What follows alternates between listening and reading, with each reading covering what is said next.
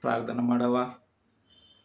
ನನ್ನ ಪರಲೋಕದಲ್ಲಿರುವ ತಂದೆಯೇ, ನಿನಗೆ ವಂದನೆಗಳಪ್ಪ, ಸ್ತೋತ್ರಗಳು ಸ್ವಾಮಿ.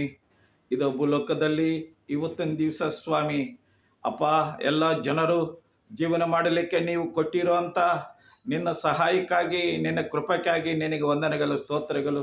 ನಿನ್ನ ಮಕ್ಕಳನ್ನು ಜ್ಞಾಪಿಸ್ಕೊಳ್ಳಿ ಸ್ವಾಮಿ. ಎಷ್ಟು ಜನರು ಈ ಭೂಲೋಕದಲ್ಲಿದ್ದಾರೋ ಅವ್ರನ್ನೆಲ್ಲರೂ ನಿನ್ನ ಮಕ್ಕಳು ಸ್ವಾಮಿ. ಅಪ್ಪ, ಅವರ ಕಷ್ಟದಲ್ಲಿ, ಅವರು ಕೆಲಸದಲ್ಲಿ, ಅವರ ಚಿಂತದಲ್ಲಿ ಎಲ್ಲ ನೀವು ಸಹಾಯ ಮಾಡುವಂಥ ದೇವನಾಗಿರೋದಕ್ಕಾಗಿ ನಿನಗೆ ವಂದನೆಗಳು ಸ್ವಾಮಿ.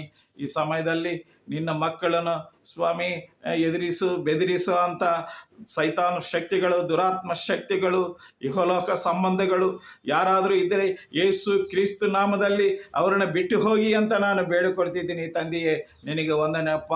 ದೇಶ ಪ್ರಧಾನಗಳಿಗಾಗಿ, ಮಂತ್ರಿಗಳಿಗಾಗಿ, ಅನೇಕ ಜನರು ಸಹಾಯ ಮಾಡೋಂಥ ಜನರಿಗಾಗಿ ನಿನಗೆ ಬೇಡಿಕೊಳ್ತಿದ್ದೀನಿ. ಅವರಿಗೆಲ್ಲ ನಿನ್ನೆ ಸನ್ನಿಧಿಯಲ್ಲಿ ಜ್ಞಾಪಿಸ್ಕೊ. ಯೇಸು ಕ್ರಿಸ್ತ ನಾಮದಲ್ಲಿ ಬೇಡಿಕೊಡ್ತಿದ್ದೀನಿ ತಂದೆಯೇ. ಆಮೆನ್.